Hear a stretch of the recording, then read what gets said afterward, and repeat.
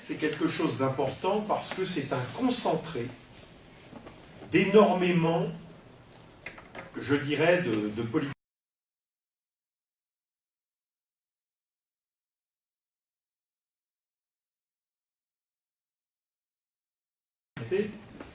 Mais ce qu'il y a aussi, c'est que c'est un volume financier qui est énorme. C'est-à-dire le volume financier, c'est 300 milliards d'euros. Voilà, je ne sais pas si... Voilà. C'est donc... alors vous voyez, la richesse produite par la France en une année, c'est-à-dire le PIB, PIB, production intérieure brute, PIB, c'est 2250 milliards d'euros. Voilà. Et à l'intérieur de cette richesse produite par la France, 2250 milliards d'euros, eh bien les retraites, c'est 300 milliards d'euros. C'est-à-dire environ 14% du PIB. Voilà. Donc ça veut dire que 14% de la richesse produite par la France, c'est les retraites. Voilà.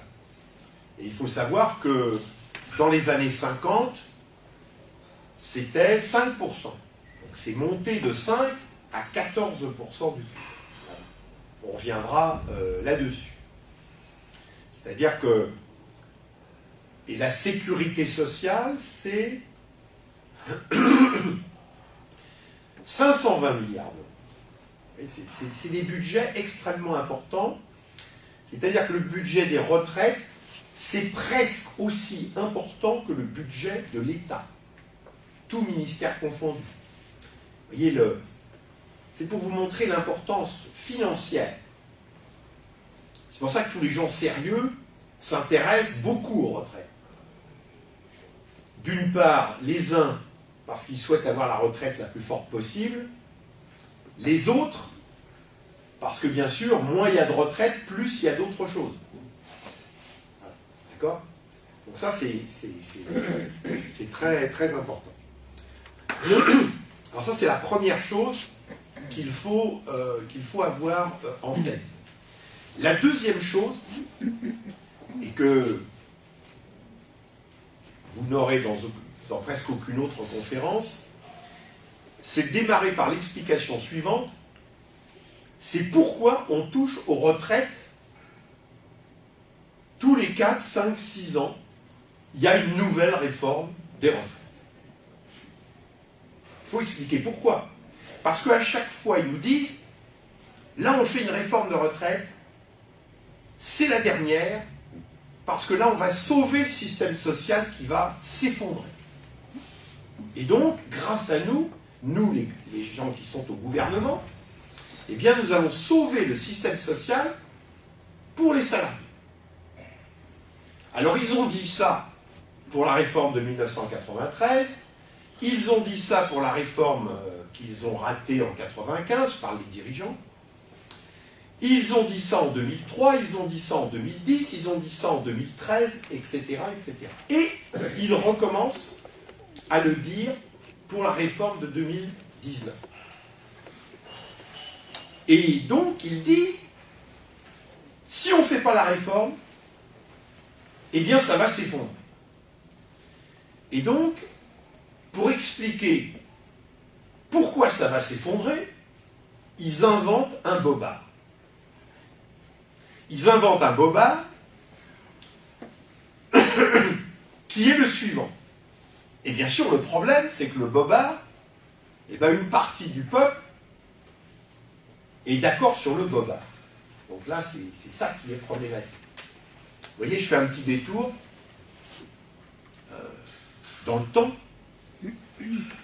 Lorsque des grands ecclésiastiques disaient que c'était le soleil qui tournait autour de la terre, ben, le peuple était d'accord avec cette idée-là.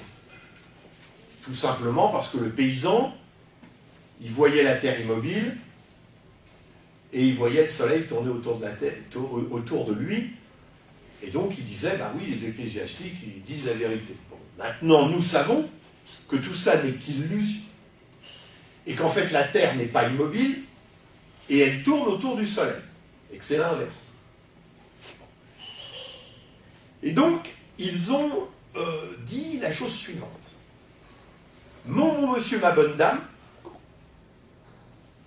il va y avoir de plus en plus de retraités et de moins en moins d'actifs, donc il va y avoir un problème. Et là, il y a toute une partie de gens qui acquiescent à cette idée-là. De plus en plus de retraités et de moins en moins d'actifs. Alors, pour expliquer ça, je reprends ce que disait en 1960, dans les années 59-60, ce que disait un dirigeant agricole de la FNSEA. Il disait la chose suivante. En 2010, il y aura la famine en France. On est en 1959-1960. Pourquoi ? Parce que est engagé le processus de diminution du nombre de paysans et il va y avoir de plus en plus de bouches à nourrir et de moins en moins de paysans. Donc à un moment donné, eh bien, il y aura la famine en France. Et comme vous l'avez remarqué, 2010 est arrivé et il n'y a pas eu de famine en France. Alors on peut discuter s'il y a malbouffe ou pas malbouffe, sur la qualité, je mets ça de côté, mais en tout cas, le volume de nourriture en France ne pose pas de problème. Pourquoi ? En ayant nettement moins de paysans et 2,5 fois de plus de bouches à nourrir, il n'y a pas de famine. Industrialisation. Voilà. Les progrès. Industrialisation. Voilà, exact. C'est-à-dire que, par exemple, ceux qui font du blé, oui, mais vous avez compris, mais le problème, c'est que ceux qui parlaient à la radio en 1950-1960, ils disaient ce que je viens de dire, et tout le monde se dit, oulala, ça va être terrible. Ça va être la fin du monde. Bon. Et bien, prenons par exemple le blé. À cette époque, c'était 10 quintaux à l'hectare. Et aujourd'hui, dans la production du blé, on est à 70-80 quintaux à l'hectare. C'est-à-dire que la productivité du travail agricole a beaucoup augmenté.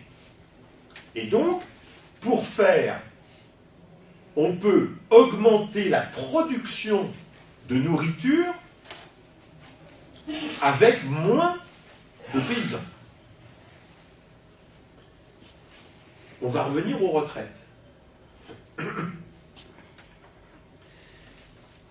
Les retraites, c'est quoi ? C'est en fait une partie de la richesse produite.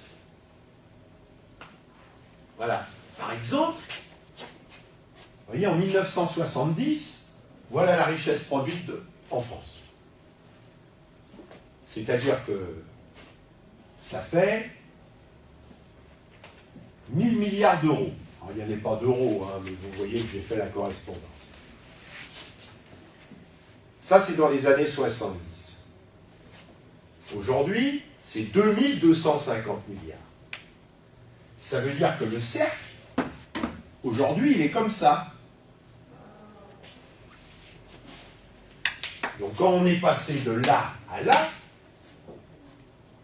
eh bien, effectivement, lorsqu'on prend le même pourcentage ici, si on le prend ici, on va avoir beaucoup plus. Et que donc, au niveau des retraites, eh bien, nous sommes là à 2250. Ici, je ne me rappelle plus, en 1900, ça c'est 1970. Bon, ça c'est aujourd'hui. En 1950, on était à 5%, on était peut-être à une dizaine de pourcents, quoi, ou disons 8-9%, et là on est à 14%. Donc ça veut dire que le fait qu'il y ait nettement moins nettement moins d'actifs et plus de retraités ne joue pas, parce que ce qui compte, c'est le nombre de retraités, ça compte, mais ce qui compte, c'est la production de richesse. Si la production de richesse a plus augmenté que le nombre de retraités, il n'y a aucun problème. À la limite, en poussant à l'extrême, on pourrait encore, si on pouvait augmenter la productivité du travail agricole, eh bien, on pourrait encore diminuer mathématiquement le nombre de paysans. Ce n'est pas souhaitable pour d'autres raisons écologiques, hein, mais je parle en termes uniquement quantitatifs, ça marche. Donc ce bobard, que j'ai encore entendu sur les BFM TV, TF1, France 2 et consorts, LCI, C8, etc., est une ânerie. Car ce qui compte, c'est d'un côté la production de richesse, de l'autre côté le nombre de retraités.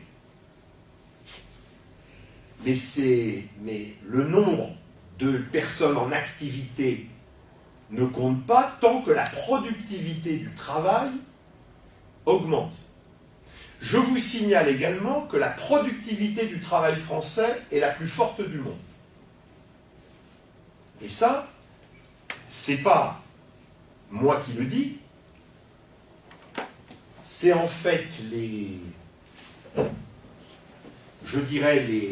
néolibéraux qui disent aux entreprises, aux patrons, vous pouvez venir vous installer en France parce que là vous avez une productivité plus forte que celle des Allemands ou que celle des Anglais. Voilà. Donc, d'ailleurs, et c'est pour cela, parce que la productivité du travail français est élevée, c'est pour ça qu'il y a toute une série de problèmes. Que d'ailleurs Thomas pourrait mieux expliquer, c'est-à-dire l'augmentation des suicides, l'augmentation du stress, l'augmentation des troubles musculo-squelettiques et l'augmentation de toute une série de maladies professionnelles qui sont liées, dans un pays comme la France, à l'augmentation de la productivité du travail. Et ça, c'est un autre sujet qu'on traitera, que Thomas traitera, je dirais, l'année prochaine. Donc ce bobard, au minimum, quand vous l'entendez, vous avez le moyen de le combattre en faisant l'analogie avec les paysans. Comme c'est un bobard, la question devient, mais pourquoi donc ils font des réformes qui visent à diminuer la pension des travailleurs, à partir du moment où il n'y a pas de problème. Et c'est ça qu'il faut expliquer et qui est peu expliqué. Et pour pouvoir expliquer ça, il faut partir de la crise du capitalisme lui-même. Le capitalisme est un mode de production où il y a un certain nombre de crises cycliques. La dernière crise que nous avons eue, c'est la crise 2007-2008. La crise d'avant, c'était la bulle Internet en 2000. Et ainsi de suite. Et donc il y a eu, disons, une quinzaine de crises très fortes depuis que le capitalisme est un mode de production dominant.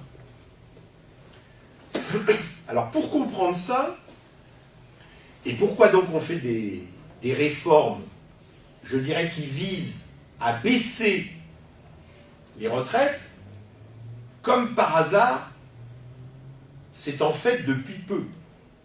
Parce que la grande réforme qui a commencé à baisser les retraites, c'est la réforme de 1993. Ministre de la Santé, Simone Veil.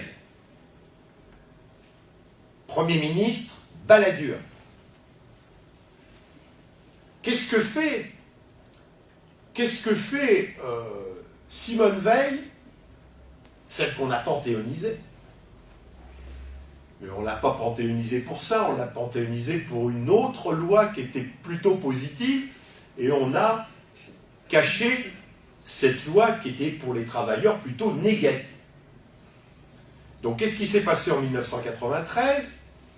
Il s'est passé qu'avant 1993, les retraites étaient indexées sur les salaires. C'est-à-dire vous aviez une augmentation de 3% des salaires, et bien vous aviez une augmentation de 3% des retraites. Voilà. Et à partir de 1993, Simone Veil et Balladur, dont j'ai oublié le prénom, Édouard, voilà, eh bien, ont décidé de supprimer l'indexation des retraites sur les salaires et de le remplacer par l'indexation des retraites sur le coût de la vie. Donc vous avez déjà compris, tout de suite, que les salaires augmentaient plus vite que le coût de la vie. Voilà. La deuxième chose que fait Édouard Balladur et Simone Veil,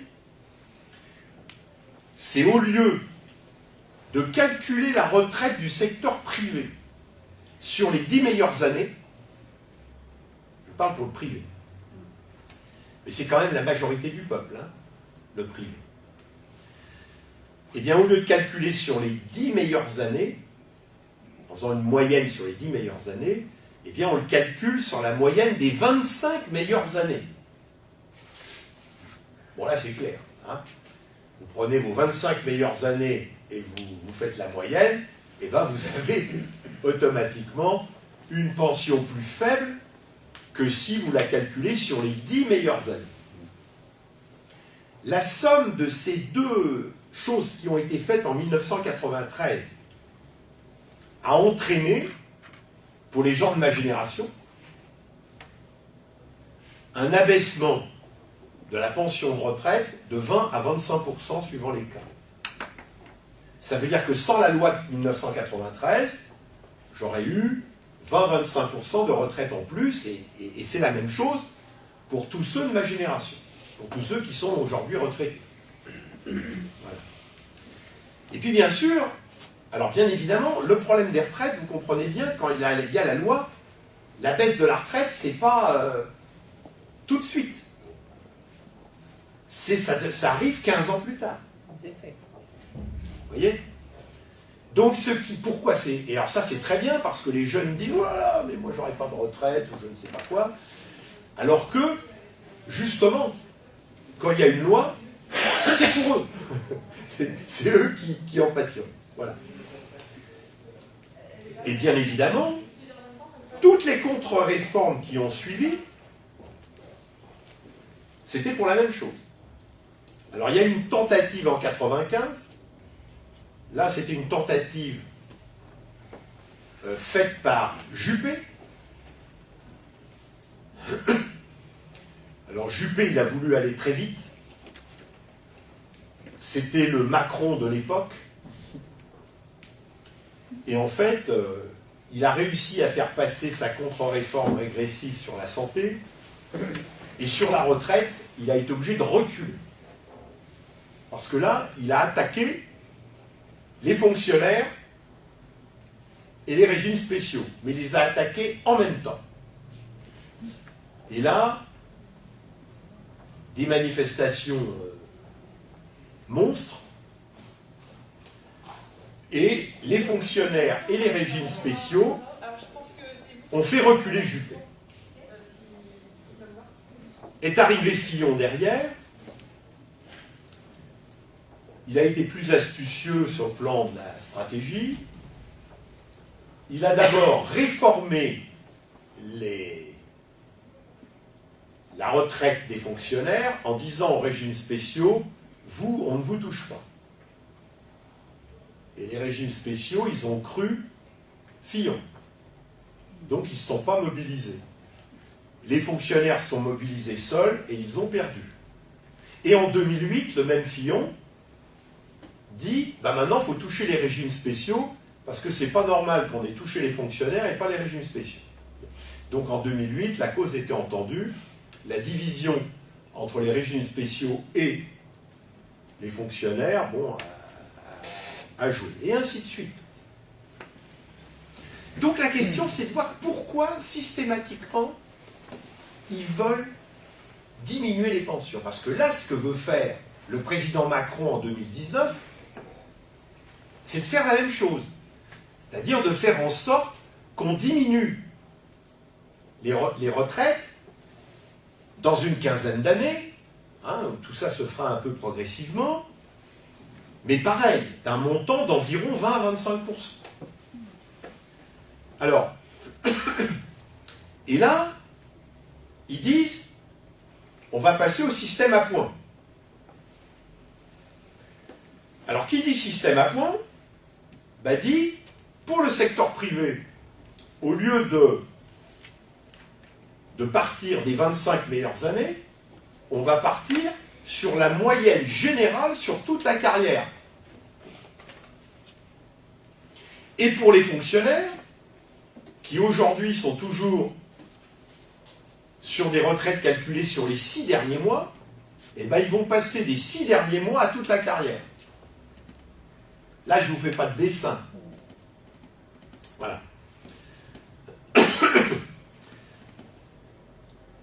En plus, ce qui se passe avec le système à points, parce qu'on a les systèmes à points, il en existe. Le système à points, il y a un système à points qui fonctionne déjà en France. Il fonctionne pour les personnels qui travaillent dans la fonction publique, mais qui sont de droit privé. C'est-à-dire les personnels non fonctionnaires de la fonction publique. Ces personnels-là ont une caisse qui s'appelle l'IRCANTEC. Les fonctionnaires ayant leur caisse de retraite à eux. Eh bien, l'IRCANTEC, c'est probablement la caisse qui fournit les retraites les plus faibles, je dirais, françaises. Voilà. Renseignez-vous chez les personnels non titulaires qui travaillent dans la fonction publique, lorsqu'ils sont retraités, vous allez voir que les taux de remplacement, comme on dit, sont très faibles. Et puis, il y a des pays entiers qui se sont mis au système à points. Alors, il y a un pays, ça s'appelle la Suède. Pas un tout petit pays. Eh bien, en Suède, il y a eu un abaissement fondamental des retraites, et de telle façon, comme c'est les sociodémocrates qui l'ont mise en place, vous avez maintenant l'explication pour laquelle ils n'ont pas été réélus. Parce que bien sûr, une partie des travailleurs suédois leur ont mis la responsabilité de l'abaissement de la pension. Ils ne sont pas revenus dessus. Hein? Ils sont pas revenus dessus pour l'instant. Et il est courant maintenant en Suède de travailler jusqu'à 67, voire 69 ans. Parce que l'abaissement de la pension pousse un certain nombre de personnes à continuer à travailler le plus longtemps possible. Et d'ailleurs, avant de venir ici, donc il y a 1 heure ou 2, j'étais en train d'écouter l'audition de Jean-Paul Delevoye au Sénat, où justement, face à un certain nombre de parlementaires qui lui parlaient de la Suède, il s'en est sorti par une sorte de pirouette qui a dit « Mais vous en faites pas, nous on ne fait pas un système à la suédoise, on fait un système à la française. » Donc il y a un parlementaire qui a dit « C'est pas ce qui nous rassure. » Voilà. Donc voilà, Voilà un peu... Donc les systèmes à points, c'est quelque chose que l'on connaît. Deuxième caractéristique du système à points, par rapport au système par annuité, parce qu'aujourd'hui on est dans un système par annuité, c'est que dans le système par annuité, il y a toujours une négociation. Par exemple, chez les fonctionnaires, il y a une négociation syndicat-État. Et pour le privé, c'est une négociation tripartite, État, patronat, syndicat. Lorsque vous êtes en système à points et que le système à points est déterminé, il n'y a plus de négociation. C'est-à-dire que la valeur du point, parce que vous voyez, chaque fois que vous payez des cotisations, vous avez un nombre de points. Donc votre nombre de points, il augmente. Mais si la valeur du point diminue, je pense qu'un élève de 6e peut comprendre que ce n'est pas parce qu'on a plus de points que la pension augmente. D'accord ? Voilà. Et comme il n'y a plus de négociation, c'est donc un ordinateur avec un algorithme à l'intérieur qui détermine la pension. Et vous ne connaissez la pension que juste avant de partir à la retraite. Parce qu'aujourd'hui, par exemple, si vous êtes quelques années avant votre retraite, votre caisse de retraite peut vous dire à peu près quel sera votre montant de la retraite. Parce que, par exemple, chez les fonctionnaires, c'est calculé sur les 6 derniers mois, bon, etc. On peut faire des moyennes. Bon. Là, non. Parce que la valeur du point, elle est égale au montant d'argent qu'il y a dans les caisses divisé par le nombre de retraités. De points de tout le monde. Donc, si dans la soupière, il y a moins d'argent, eh ben, la valeur du point est automatiquement dégradée. Et il n'y a plus de négociation. C'est-à-dire qu'un système à points n'est jamais déficitaire. Forcément, puisqu'on adapte la valeur du point à la somme d'argent. Alors faisons une simulation. Vous avez vu le président Macron dire, c'était quoi, il y a 6-8 mois, il disait, je suis un président formidable parce que je vais exonérer les cotisations salariales des travailleurs, comme ça ils auront un salaire direct plus élevé. Mais ça veut dire que ces cotisations, disons-le franchement, ben ça fera moins d'argent dans les caisses de retraite. Donc ça veut dire que s'il y a le système à points, chaque fois qu'on fera une exonération de cotisation sociale, ça entraînera ipso facto l'abaissement de la valeur du point. Ça veut donc dire que si on exonère les cotisations sociales, on va légèrement augmenter, allez, de quelques dizaines d'euros, la fiche de paye, mais que bien évidemment la valeur du point à la retraite... La valeur de retraite est déjà revue, aussi pareil. Voilà. Bah oui, non. Donc, dans cette affaire-là, alors, le troisième point que je voudrais dire sur les comptes à points, c'est que vous avez entendu que la volonté principale, elle est de dire 1 euro cotisé ouvrira les mêmes droits. Donc ça, vous l'avez tous entendu. Ou alors vous n'avez jamais ouvert la télévision. 1 euro cotisé ouvrira les mêmes droits, donc c'est l'égalité. Le problème, c'est que la majorité des Français ne font pas des carrières complètes. Il y a déjà 3 catégories. Les handicapés, une partie des handicapés, les chômeurs et il y en a de plus en plus. On en est à 6,5 millions de chômeurs si on compte les catégories A, B, C, D, E, et pas comme sur BFM TV, TF1 ou France 2, où on ne met que la catégorie A, hein, A, B, C, D, E, 6,5 millions. Et troisièmement, il y a une partie importante de la population, c'est les femmes. Et tant que les femmes auront des enfants, tant que les hommes n'accoucheront pas, et c'est pas demain matin à 8h30, eh bien, forcément, il y aura tout simplement, parce qu'il y a congé maternité, parce qu'il y a congé pathologique, eh bien, où il y a, parce qu'on pousse, bien sûr, les femmes à élever leurs enfants et à retourner à la maison, en tout cas depuis, depuis 2003, hein, la loi famille de 2003 poussait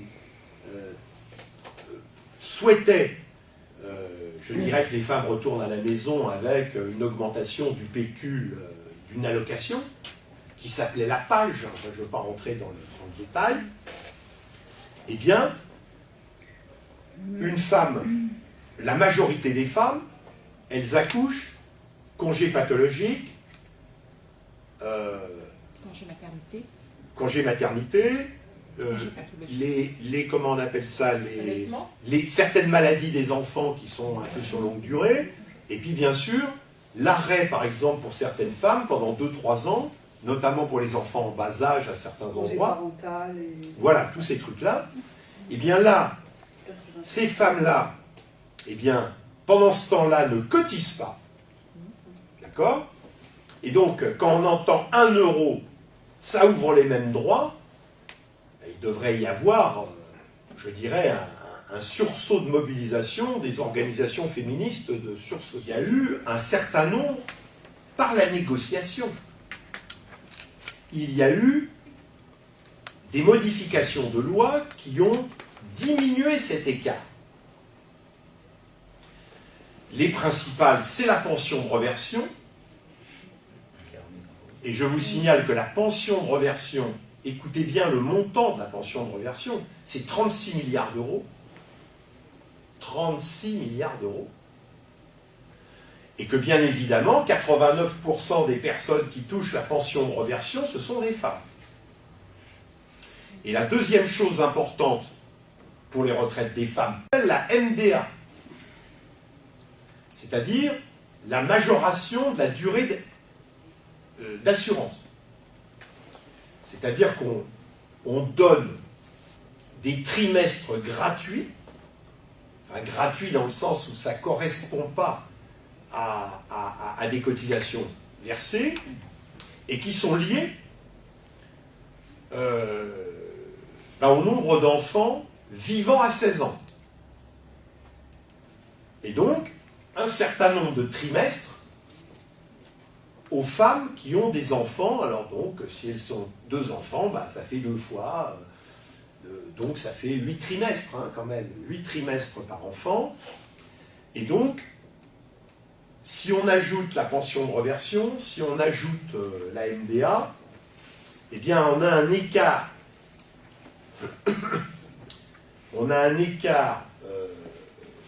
entre hommes et femmes de 38%. À égalité de diplôme et de qualification. Donc on passe de 70% à 38%. Voilà.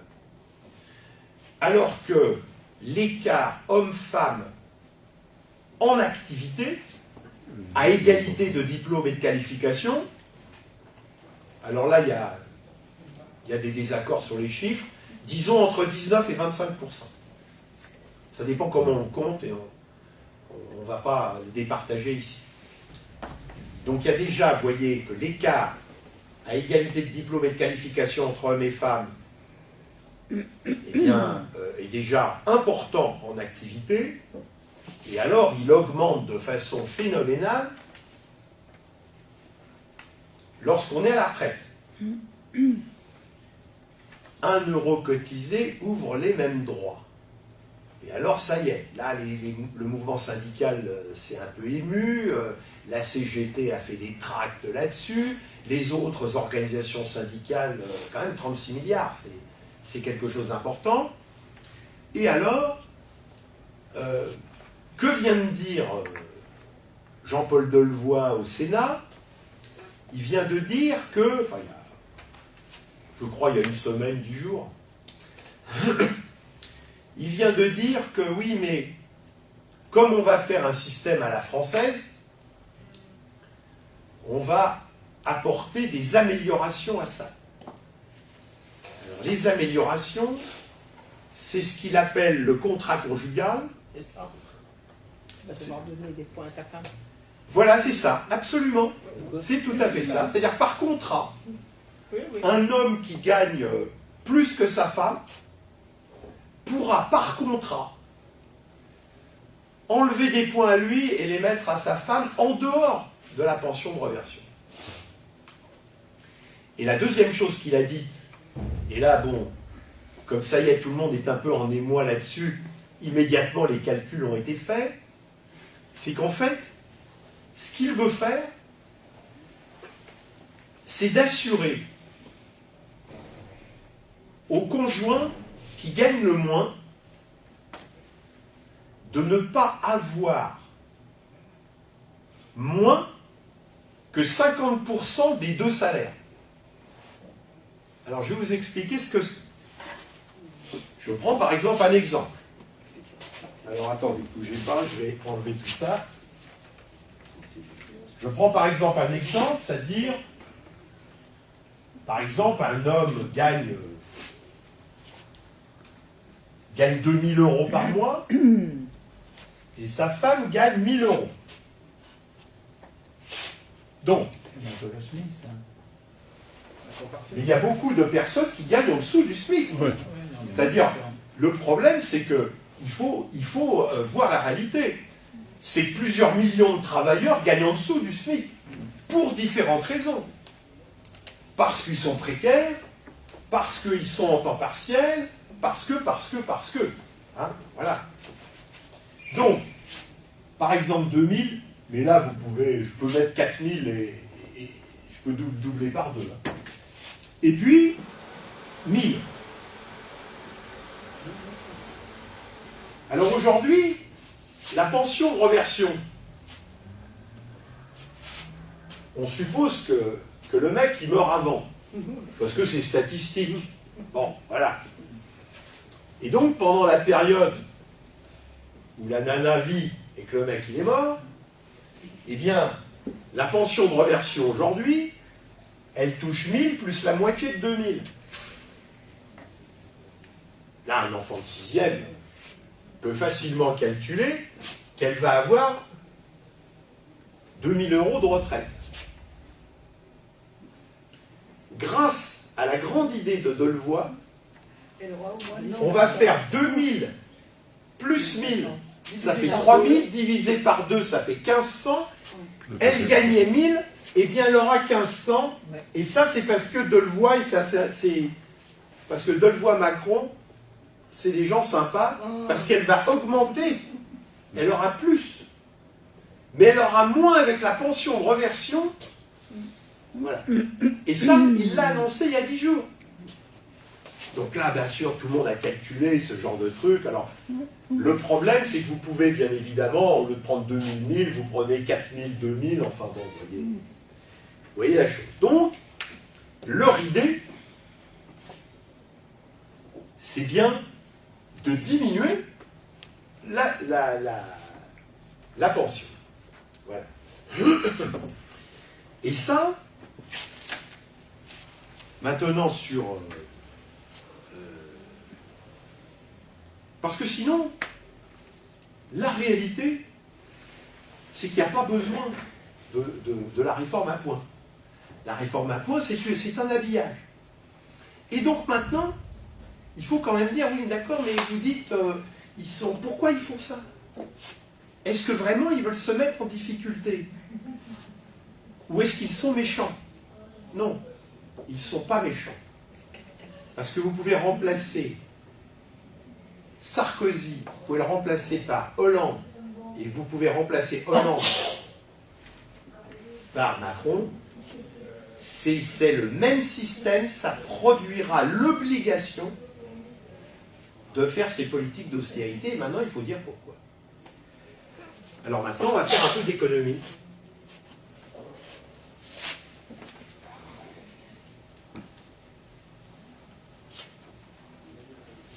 Alors bien évidemment, ce genre d'explication, c'est assez